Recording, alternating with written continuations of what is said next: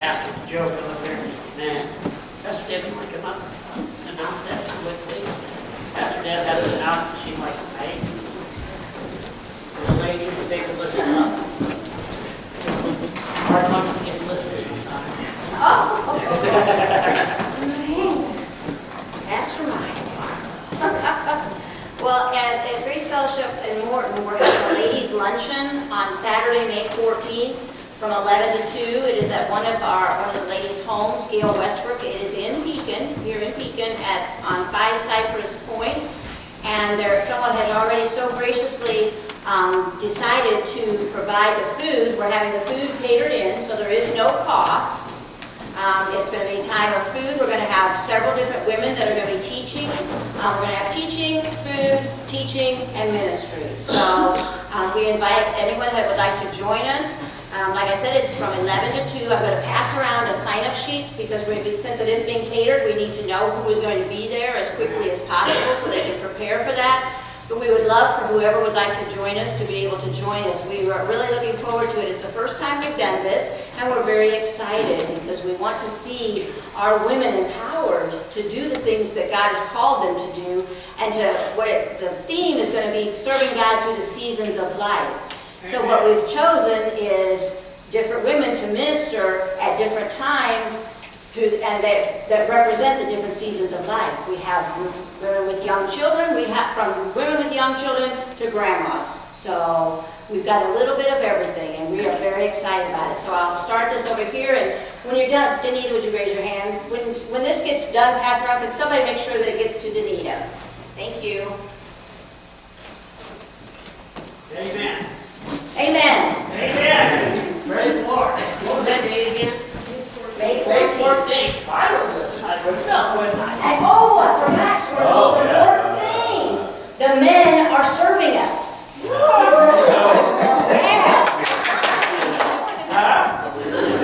On May 14th, Mark. I had another commitment. I'm so sorry. I'm crushed. Good day one once, but I did have a commitment. Did? Yeah, that's probably it, true. Probably been correct. It'll be a fun day. It sounds like it. May 14th, what time was it? 11 to 2. 11 to 2 at Cypress Point. Yeah, I need to wear a tux. I need to wear No, a I'm tux. kidding. Nobody else does this yet. I didn't even get him to wear it. That's when we got married. I mean, I only had tux on it once or twice in my life. That was a long time ago. Pastor Joe, you ready? Amen. We're going to have Pastor Joe come on up.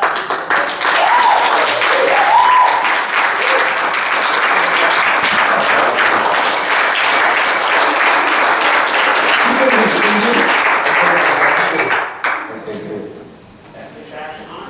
Ready to go. Bear with me while I get my loss. Had surgery on my eyes, I can see miles down the road, I just can't read. And they won't even give me a prescription, it's so close to perfection, they probably go to Walmart with the deals. Well, this is going to be interesting tonight because for the last week I've been over here 1 minute, and the next minute I've been over here. So hopefully I'm going to pull a little bit of both and get in the middle and make some sense of it. But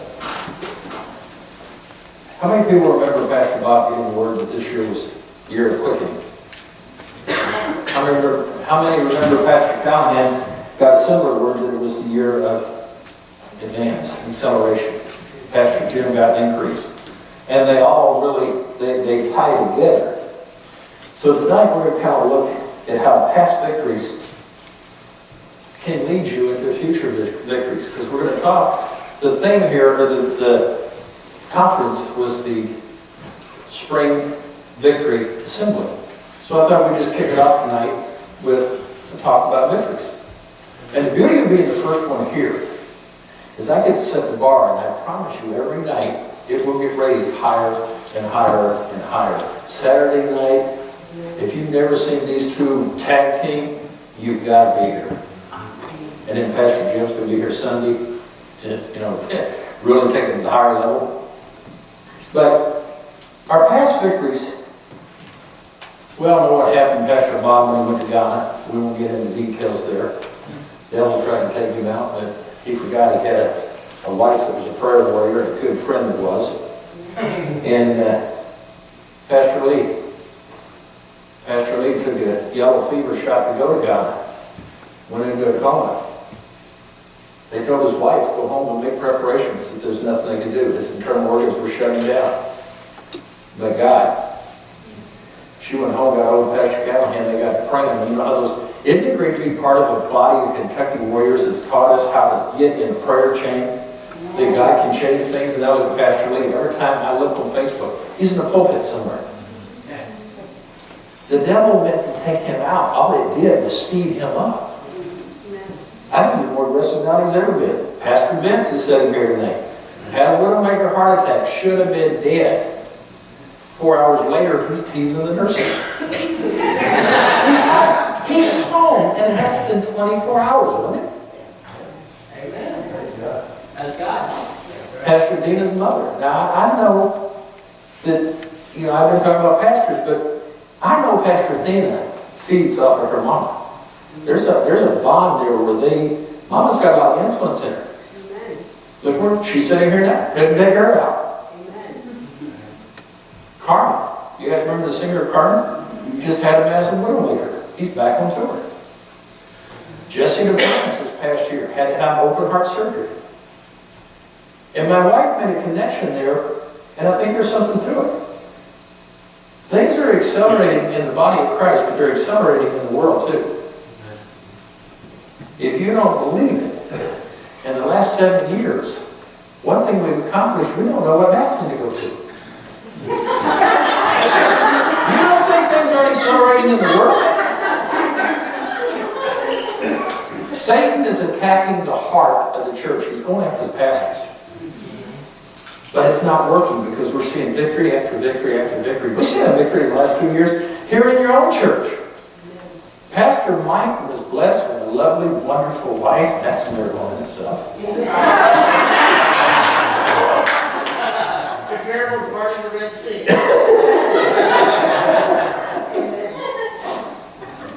In our church, over there in Morton, we set goals every year. And we write them out. Pastor Bob has them published in a book. And it's really neat because we can go back and look at them. And we set goals for victories we want to see in this coming year. Not only my goals, but I get to see Danny and Benita's and Darlene's and Pastor Bob and Pastor Deb's and Pastor Vince's and the Hanks and Sheila's. We get to lift each other up and help each other establish those goals. Amen. And we'll get into a little bit more why we do that later. But we're seeing spiritual growth. We're seeing family victories. We're seeing financial victories. There's a couple back there. I'm not going to tell you who they are. But I'm sure they'll let me share just a little bit of testimony.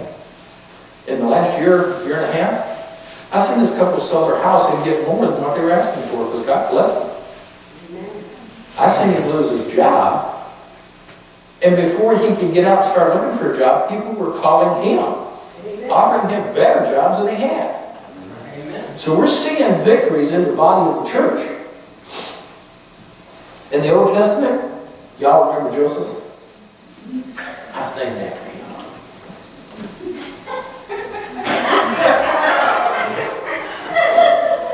His brothers were a little bit jealous of him. They threw him in the pit. He went from the pit to the palace.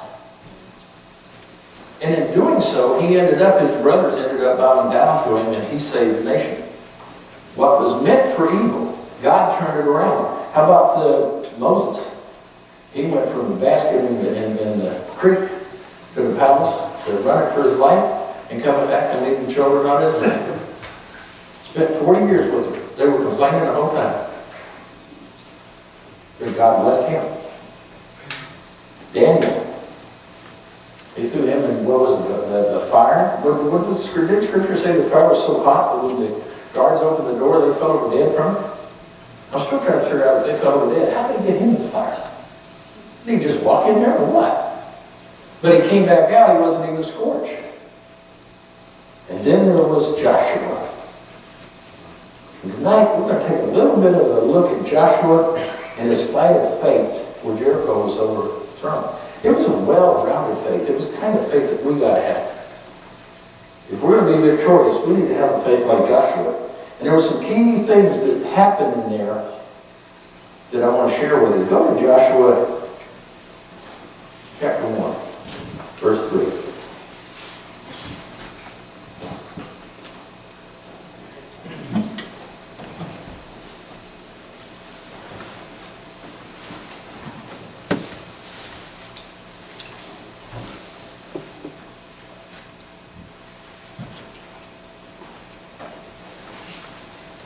Everybody there? Every place on which the sole of your foot treads, I have given it to you, just as I spoke to Moses. From the wilderness and this Lebanon, even as far as the great river, the river Euphrates, all the land of the Hittites, and as far as the great sea towards the setting of the sun will be your territory. No man will be able to stand before you all the days of your life. Just as I have been with Moses, I will be with you. I will not fail you or forsake you. Be strong and courageous, for you shall give this people possession of the land which I swore to your fathers to give them. Only be strong and very courageous. Be careful to do according to all the law which Moses my servant commanded you. Do not turn to the right or to the left, so that you may have success wherever you go. The book of the law shall not depart from your mouth, but you shall meditate on it day and night, so that you may be careful to do according to all that is written in it. For then you will make your way prosperous, and then you will have success. Have I not commanded you? Be strong and courageous. Do not tremble or be dismayed, for the Lord your God is with you wherever you go. How many people believe that? Yeah. How many people believe God's with you no matter where you go? Yeah. No matter what you're facing, do you really believe God's there? Yes. Good. Because when I get done here at the end of this, I'm going to challenge you to do something. And it's his fault. He keeps challenging us. So it's my turn. I get to challenge you. He gave me a challenge. I know some of you have seen it on Facebook. He gave me a challenge about a month ago. He says, I want you to help me build a wall, a closet in my study. 3 weeks later, after we completely renovated the study, now, that's not the scary part. The scary part was when he looked at me and he said, all the plans are in my head. I had to go in there, a place where no man should have to go. I survived. God is merciful. But we had fun, and I got to tell you, so we did have fun. And I'm not picking on Pastor Bob, because he asked me not to build this by myself, but to teach him how to do these things. And it was fun. And he learned very, very quickly. And he don't need me anymore now. But the funniest part of it is his wife had a father who was into woodworking and stuff and had all these tools, and she's seen him growing up. So I couldn't hold my laughter back when she looks up and she's all excited. And she goes, Bob, we can go shopping at Harbor Freight together now. Okay, that's enough story picking on him.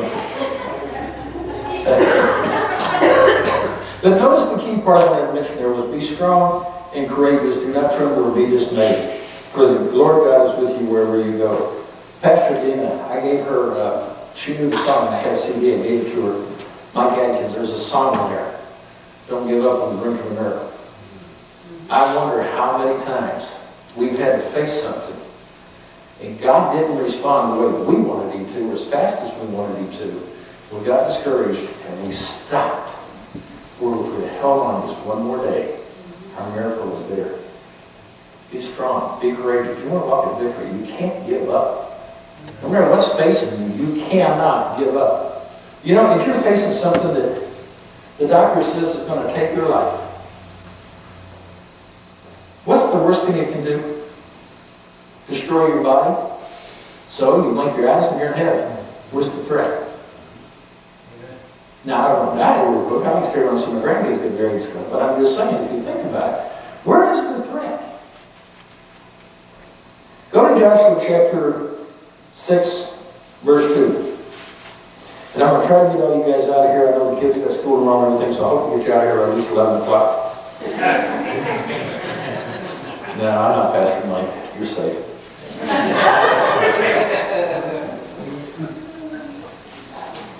You know, I got to tell you, Pastor Bob, and Pastor Rick can attest to this, Pastor Bob takes great pleasure in his messages mentioning my age. And yet I keep reminding him, he's a year and a few days older than I am. I'm better looking. So, I don't know why he keeps doing it, but he does.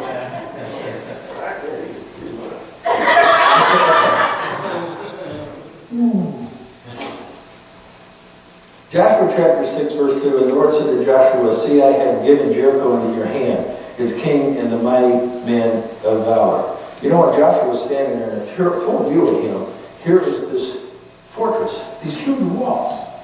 But Joshua was not moved, because God had already promised him, I've given it to you. Now, the perfect tense in the Hebrew of that word means, I have already. So God's telling him something that he's already done, even though the walls are still standing there, but Joshua stood on that promise. He told me that that was mine. All my people have to do is believe it and step into it. There's promises that God has given different one of you in here. If you just stand and believe in it and accept it and receive it. I never thought I'd be where I'm at today. I lived my life. My wife and I got married. I told people I never lived to see 30. And I believe that. If you see how I live my life, you know, there's people that live their life right at the edge. That wasn't me. I lived my life over the edge, and it kept coming back. I climb in race cars and do things that you're not supposed to do. No, in a second I could get killed, but the adrenaline rush kept me going. But there's not one thing I've ever done, there's no drug I've ever taken that's ever gotten me as high as the anointing of the Holy Spirit. Yes. It will change your life. Since God declared it, the victory had already been won. Victorious Christians are people who know the promises of God because they spend time meditating on God's Word. I'm going to ask you a question. Please do not answer it. I don't want to see your hands. I just want you to be honest with yourself. Don't answer this. How many people here read and meditate God's Word every day? Don't answer it. It's rhetorical. Answer it to yourself. I don't know. But if you want to be victorious, this is one of the things you've got to do. You listen to people and you see things that they're having victory in their life. There's couples in here now that I know that have personally testified that they're up at 6 o'clock in the morning having devotions together. That's something that, I'll be honest with you, that's something my wife and I have not done. We're going to, just so that I can convince her to get up at 6 o'clock in the morning. It's not a problem for me, I generally am, but she likes to sleep till about 8, so we may have to have devotions a little later. So, but the point is, it's something that God started to impress on me that we need to do as a couple. Because I want to be victorious. We have goals that we have set, and we're seeing it, we're getting closer and closer and closer. And I want to see those goals met.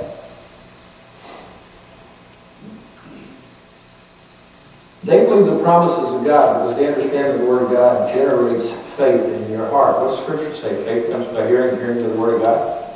How can you grow faith if you don't hear the words? They don't just hear them, but they reckon on these promises and obey what God tells them. Now, for all you northern folks that don't know what reckoning is, that means they believe that it's true. You know, they don't doubt it, they reckon it's true. Christ conquered the world, the flesh, and the devil. And if we reckon on his truth, the battle has already been won through him. Now, how many people understand that it is possible to believe a promise and not act on it? Pastor Rick, if I write you a check and I hand it to you, that check's a promise. But that check won't do him a bit of good if he don't cash it. He gets nothing out of it if he don't cash it. You can read these promises and you can believe all these promises, but if you don't put some action behind them, you're standing there holding a check that's doing you no good. So the first thing we gotta understand about Joshua's battle is that the battle was already won. Verse 4, all 7 priests shall carry 7 trumpets and ram horns before the ark. Then on the 7th day you shall march around the city 7 times, and the priests shall blow the trumpets. It shall be that when they make a long blast with a ram's horn, and when you hear the sound of the trumpet, all the people shall shout with a great shout, and the wall of the city shall fall flat, and the people will go up every man straight ahead. Notice there were some conditions. One of the conditions was you have to have obedience to be victorious. You have to walk. You have to take an action. Like the check was talking about, you can't just sit there and hold it. There is an action that has to be put in place in order to be a victorious person. You have to watch and be aware of what's going on around you. Be sensitive to where He's leading you and what He's asking you to do. We have young pastors in our church. And then let me tell you something, people. Just because the pastor may only be in his 30s, don't underestimate that they have wisdom, because we have young pastors in our churches that are taught. This little boy. We have a young pastor, Pastor Jeff. He's not here tonight. He told me one of the first things he ever told me was, this generation out there today, they're very argumentative. Don't get pulled into an argument with them. You'll lose. I never forgot that. And I ran into that. He knew what he was talking about. And we have young pastors that they don't know what the future is going to be. Some of our young pastors, 10 years from now, might be pastoring their own churches. Wouldn't that be a victory? And they're sitting back there going, I don't know about that. Reed's back there going, what you talking about? But we got to wait. We have to have the right attitude. We got to be able to receive the promises. We got to be able to obey God. But we got to do it in His time too. I know people, I'm not going to mention names, but I know people who's got a little bit of heavy cold in the cart there. Man, I had to back up a little bit. You got to have the right attitude. The other thing that you have to do is in Joshua verse 10. Now Joshua had commanded the people, saying, you shall not shout or make any noise with your voice, nor shall a word proceed out of your mouth, until the day I say to you, shout, then you shall shout. And I had some really good comments to be there, but I had great wisdom, and my wife told me, shut your mouth. She says, you don't know how many women's going to be there. That's a long way to that door. So I'm not saying anything other than saying, sometimes we need to shut up. That's right. Amen. Children of Israel spent 40 years in the desert. One of the main reasons they spent all that time is because they couldn't shut up. They kept complaining about everything. I mean, come on, God guided them. He provided them with food, everything they needed, and they complained. You cannot have victory in your life if you don't learn to shut your mouth. I can't receive my healing if I get up every day walking around going, oh, I just feel miserable today. This thing is just kicking my backside. Oh, how long will it be, Lord, before you deliver? No. There was a young lady who was supposed to be here tonight. She's not, so I can say this.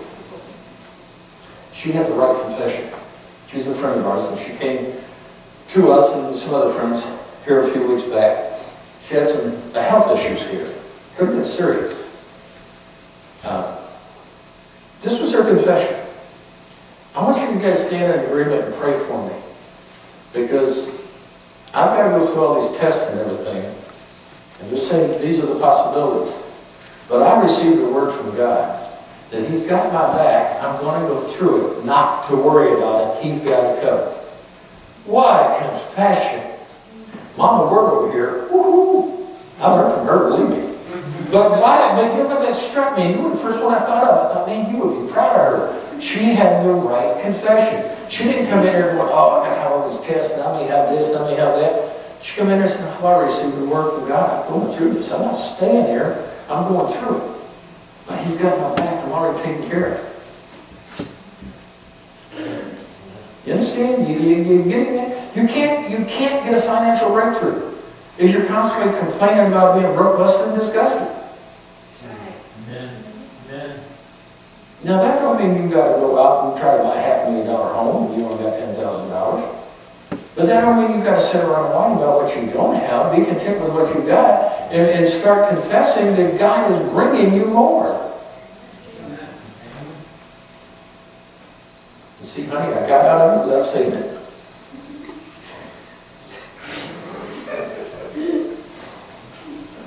Jump down to 6:21.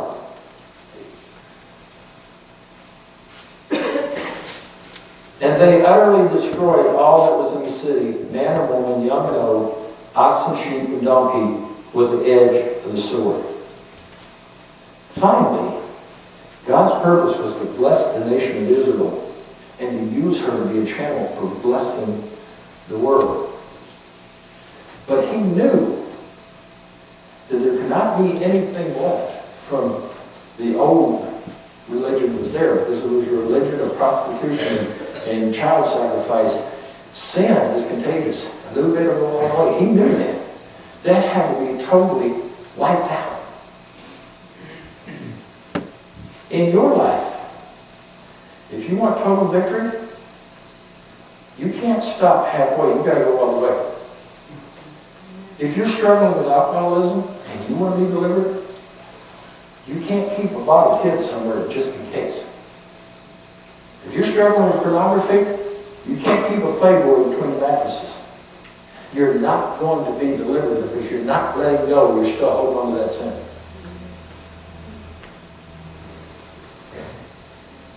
If you gossip, then go there. That could get me in trouble. But you get the point of what I'm saying. You cannot hold on to something and expect deliverance from the same time. You cannot expect to be forgiven if you can't forgive others. Pastor Bob's got a great teaching on that. And sometimes that's hard to do. There are people in my life that I didn't want to forgive. My sister and my niece is going through something now that's going to take some forgiveness. Did you guys see the thing in the paper about the young man in East Peoria that was stabbed last night and killed? That was my niece's boyfriend. She just broke up with him not too long ago. It was a good friend of theirs that they grew up with that killed him. My sister, my niece especially, is going to have to deal with some forgiveness. She's going to need a lot of prayers because that's not going to be easy. But she can do it. If she gets her heart in the right place and trust in God, she can do it.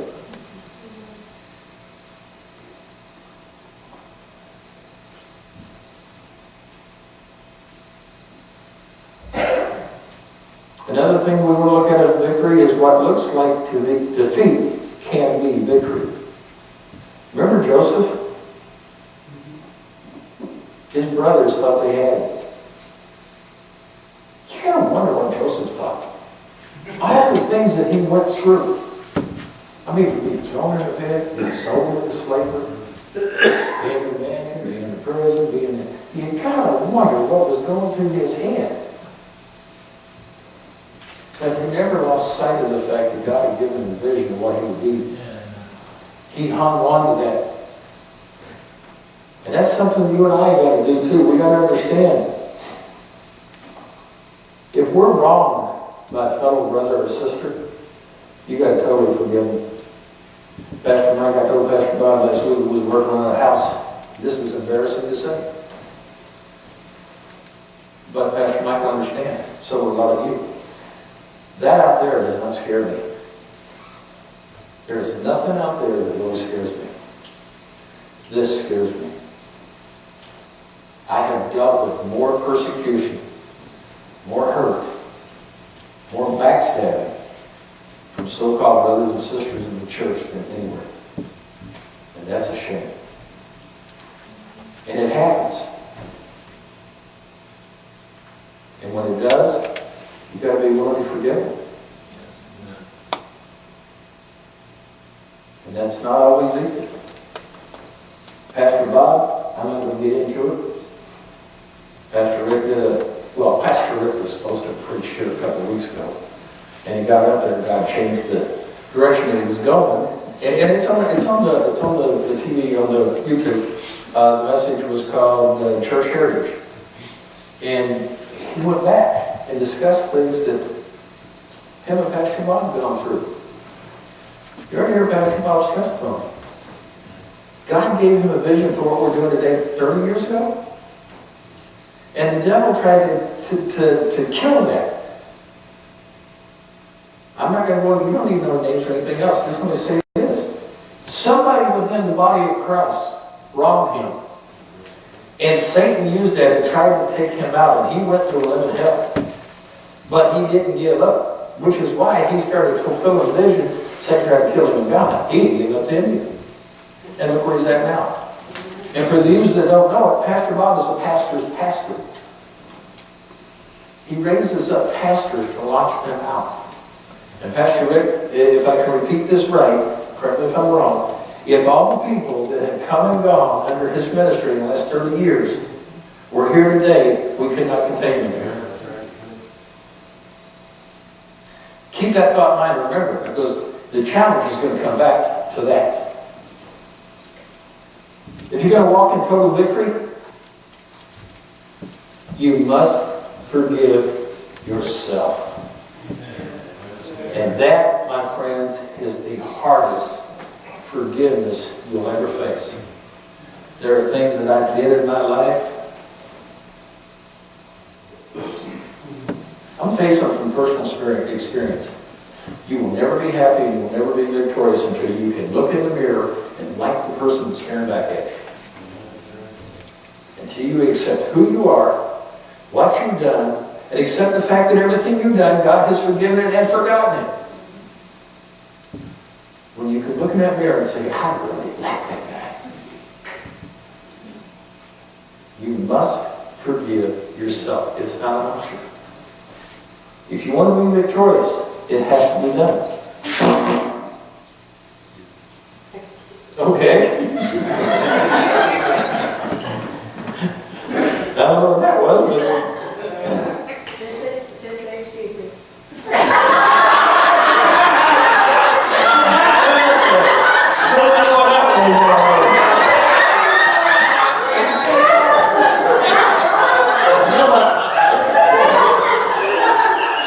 In our church, we have a sign that's on the wall. And I love it because this is not church as usual. This is a training camp. I grew up in Assembly of God churches. We didn't sit there and laugh and have fun like this. But really, isn't this what church is supposed to be? Aren't you supposed to enjoy yourself when you're here? Yes. It's great to be able to have a little bit of fun with each other. It's relaxing. It keeps you awake. It keeps you alert. And it helps the Word of God get into you. We're anointed to be victorious. Amen. 1 John 5:4 says, for whatever is born of God overcomes the world. And this is the victory that has overcome the world. Our faith. If you believe that Jesus is the Son of God and you're born of God, you've already won the battle. Yes. You know, I could say some things that would be controversial to some of them, but here's one of them. I run into people that, how do you do it? Oh, I'm tired. I've just been fighting the devil all week long. Why? Why are you fighting him? He's a defeated foe. What scripture say? Resist him. He has to flee. Get out of here. Sarah, I ain't got time for you. You're wasting my time. Get out of here, devil. But I run into people all the time. Oh, I'm so beat up. I've been fighting. We're fighting. He's got thousands of years of experience. You really want to go 10 rounds with him? I don't want to go 1 round with him. He's good. If you walk in faith, then obedience to God's commandments should not be difficult.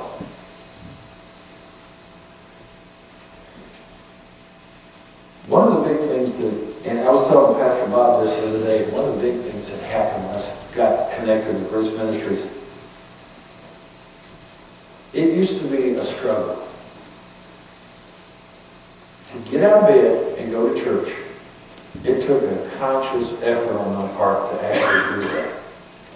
It took a hard effort to go to a midweek service.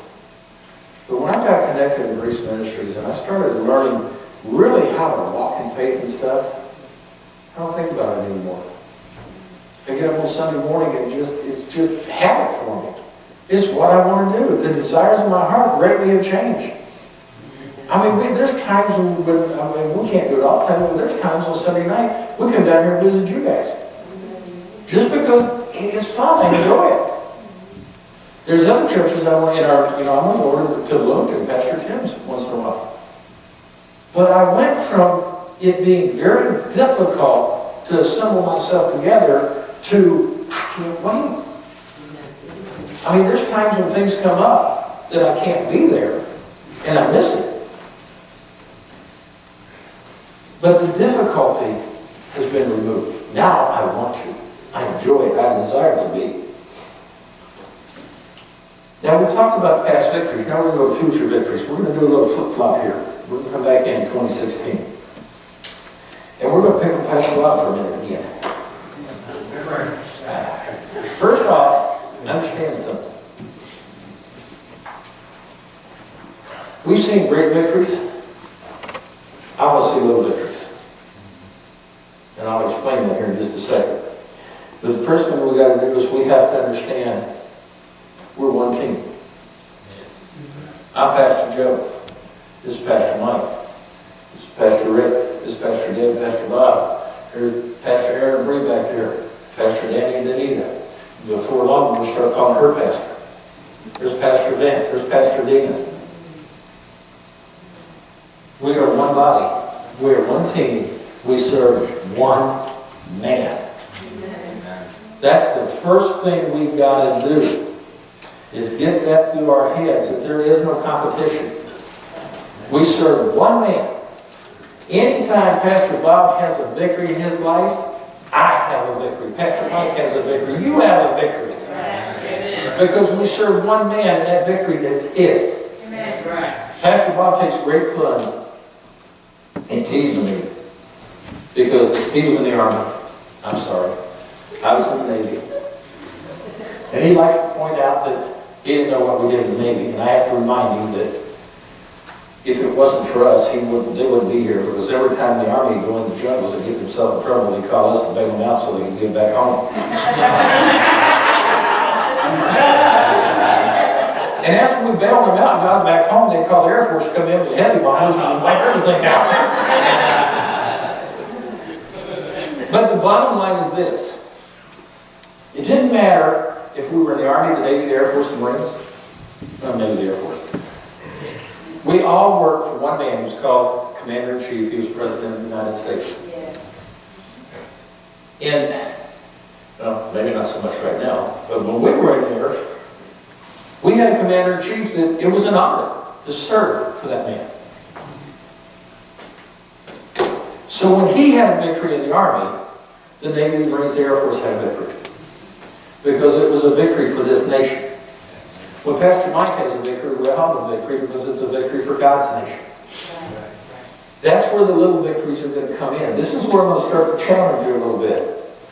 Pastor Mike, you did something here a couple weeks ago when I was visiting. I don't remember where it was now, but you flopped the chair out here and sat here with a remote, whining about how much trouble the world's in, can't understand why God's not doing anything, and that hit me.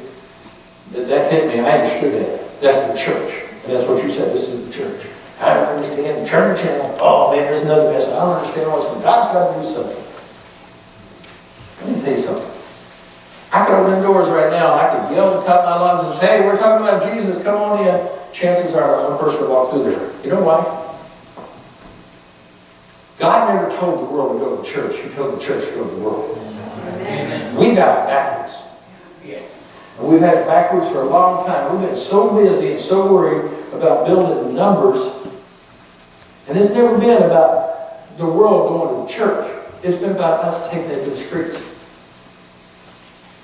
I was looking at the lyrics for that. Doobie Brothers, taking it to the streets. Yeah. You don't know me, but I'm your brother, and I don't think I like what you're about to show me. There's a dying world out there that's begging for us to come see it. Jesus didn't tell us to work really hard to gather people into large crowds and fill up church buildings. Then I'll know you love me. But if we look at some of our pastors and some of our churches, you would think that's what he said. We got big churches, but there ain't no move of God in them. There's a move in them, but it ain't a move of God in them. And I'm not trying to be critical, but that's just a reality. And people start talking about, I long for the old days, the good old days when God was moving. Don't. You're setting yourself up for defeat. Time only travels one way, forward. You can't go backwards. Now here's something that's going to throw you for a loop. And God's been dealing with this subject here, and I said something to Pastor Bob, and I don't remember exactly how I was saying it. It tied it all together for me. But do you realize that we are on our third generation of unchurched people? There's people out there in the world that's never been in a church. When I was growing up, I could not imagine, I couldn't believe this, that there was nobody in this country that didn't know who Jesus was. Today, I'm not shocked to find out, but there's people who've never been in a church who don't know who Jesus is. And if you think that's impossible, let me tell you something. I watched an interview, one of the reporters sent out, one of the reporters to a beach and asked people in the ages of 20 to 35 different questions. They asked questions like, who was the first president? I don't know. They asked a 30-year-old African-American man, what was the Civil War about? He said, I don't have a clue. Now, if he don't have a clue what the Civil War is about, you think he knows what Jesus was about? 3 generations in an unchurched world.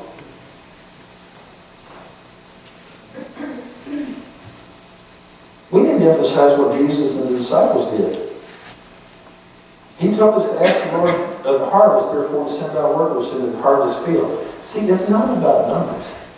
It's about letting Him use us to share the love to His people that we encounter in our life. It's not about filling the building. Okay, see if I can explain this now. And I said this to Pastor Bob, because unchurched people, we keep praying for a revival, and we need it. But you're not going to revive the world because there's unchurched people out there that's never been in a service and never felt the Spirit. There's nothing there to revive. But when revival begins, it begins here, in us. And the whole purpose of the revival, I really don't want to see these churches filled. I want to see these churches empty. When you leave here on a Sunday all week long, here's your challenge. When you're out there in that world. Rosemary, when you're at work, that customer comes in there. That door opens. Use that opportunity to witness. Aaron, when you're on the job. Hey, when you're home, when you're towing a car in there. If you will let God use you and take this out to the street in love, not condemnation. People don't know nothing about God out there. They don't know what they're doing is wrong. Don't go out there trying to beat them up. Go out there and present them a love and a peace and someone that can change their lives.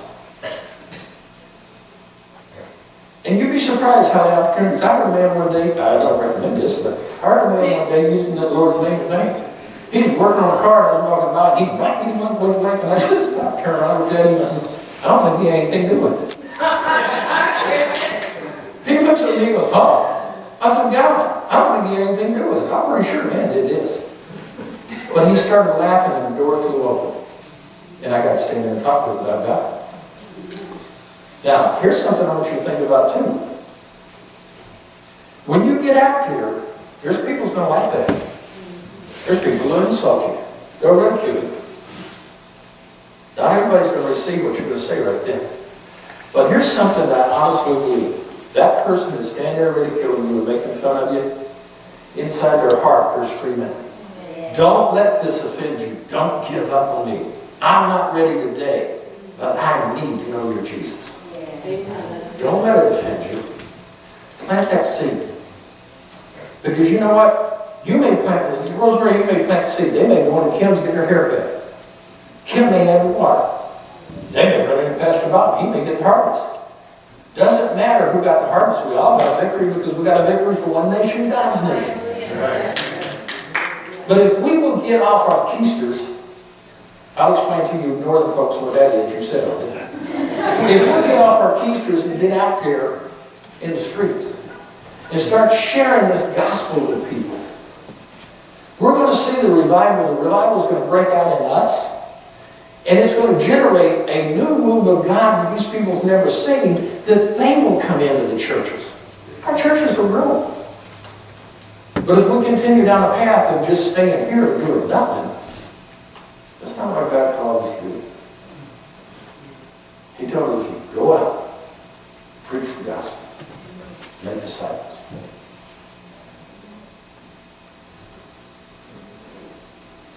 Every experience that we have should be for two reasons. When we go out there, we should be magnifying the risen Christ. And like Pastor Bob, we should be training people to go out to better serve and witness to people. We need to be pushing back. You know, I'm not going to get political. Pastor Bob mentioned this and I agree with him 100%. Well, there's two things first. And Danny, it's in my notes. We were talking about this when you came in. We are called to work for restoration and renewal, for transformation, that put our feet to the faith. But in the end, we have to stand on the promise that God will give us the words to say. And trust me, I've been there, I've been nervous, I've been scared, but I discovered if I open my mouth and say two words, my wife can attest to this. There's been times I've walked away and I looked at her and I said, where'd all that come from? Because it just comes bubbling out. You don't have to quote in Scripture. Don't even think that. You can paraphrase it. You know it. It's in you. Pastor Bob makes a comment that everybody in our church, and I believe that that's true here too. Every one of you here are equipped. Every one of you have enough of the Word in there that if you'll trust the Holy Spirit's leading, when it leads you to talk to somebody out there, just trust Him on your mouth. He'll give you the words to say. Isn't that right? Yes. You won't be quoting Scripture. You don't have to be.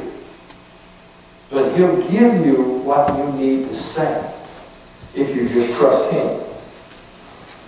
Our hopes are not a rearview mirror. It's in the looking through the windshield. We have to quit looking back and start looking in the future. Now, for the political thing that I'm not going to get, we got an election coming up. It doesn't matter if Low, Curly, or Larry wins the election. Our hope is not in who's sitting in that White House. Our hope is in our ability to change the hearts of people. You are not going to legalize morality. Sorry, it's not going to happen. You're not going to legally outlaw abortion. It's not going to happen. But if you change people's hearts, you can make it go away. Yes, amen. But we can't do it if we stay here. We've got to get out in the streets. Every place we go. You remember the movie War Room? I love that movie. If you haven't seen it, I'm not going to run it for you. I'm just going to tell you very, very ending.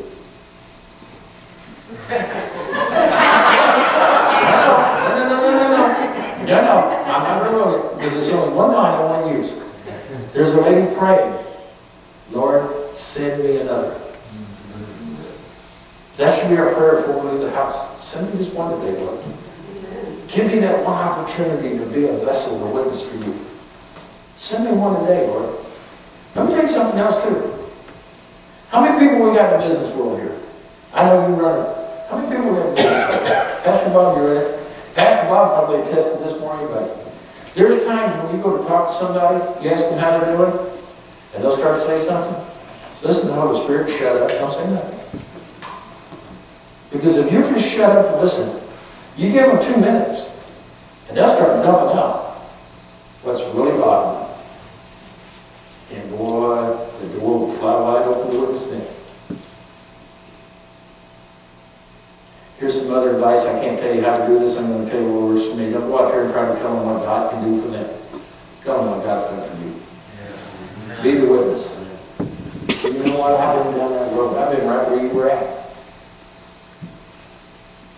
But God, I met somebody that changed my life, radically turned it around. I've never been so happy. Tell them what God's done for you. Pastor Mike's standing on the street corner on the other side of the street. Somebody's talking over here about God. He ain't talking to him, but it changed his life. Sometimes we just got to shut up and let the other people talk in order for the door to open up.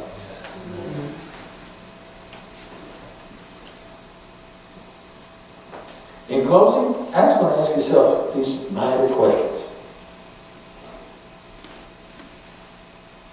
When you're out in the public, you're at work or whatever, the people you meet,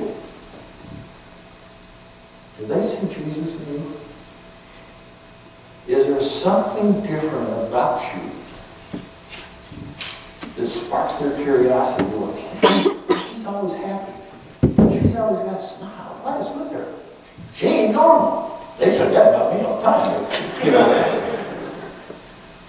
But you understand, we're supposed to be the light of the world. And our light should be shining when we walk in. Darkness starts to match up the world.